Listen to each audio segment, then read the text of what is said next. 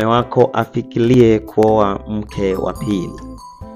Ni vitu ambavyo wanawake wengi huwa wanajikuta wanaingia kwenye majuto, na hii ni kwa sababu hawajafundishwa na hawaelewi kwa nini mume wangu anachipuka, anatongoza nje, anafikiria kwa mke mwingine.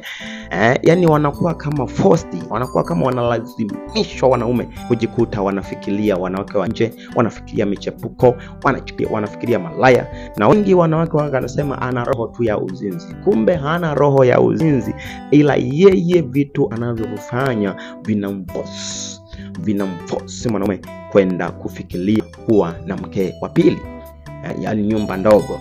Sasa mambo ambayo yapi ambayo yanamforce ama yanamsukuma huyu mwanaume kujikuta anafikiria jambo kama hilo? Mwanamke, kuwa makini, nisikilize hadi mwisho, utajifunza kitu. Na kama unataka ubaki peke yako kwenye ndoa, yani mwanaume wako umkamate masikio asifikirie wanawake wa nje, basi sikiliza hata mwisho, utapata kujifunza kitu na anza kuyafanyia kazi.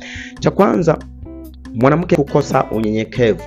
Mwanamke unapokosa unyenyekevu, unamfanya mwanaume wako anaanza kufikiria wapi ambapo anakwenda na atanyenyekewa.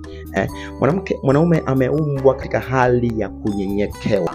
Yani ndio maana unaweza ukakuta baba mwenye nyumba anatoka na house girl. Kwa nini? Kwa sababu ile house girl amekaa katika mfumo wa kunyenyekea. Moja analipwa pesa na moja ni mdogo ama wa makamu fulani ambao anaona hadhi yake hailingani na baba mwenye nyumba. Kwa nini? Kwa kale ka unyenyekevu mwanaume anakafurahia sana. Ka unyenyekevu kale mwanaume anaka. Kwa hiyo mwanamke ukikosa kale ka unyenyekevu, manake unaanza kumforce mume wako kwanza kufikiria wanawake wa nje, kutoka nje, na kufikiria kabisa ni heri nikaoa mke wa pili.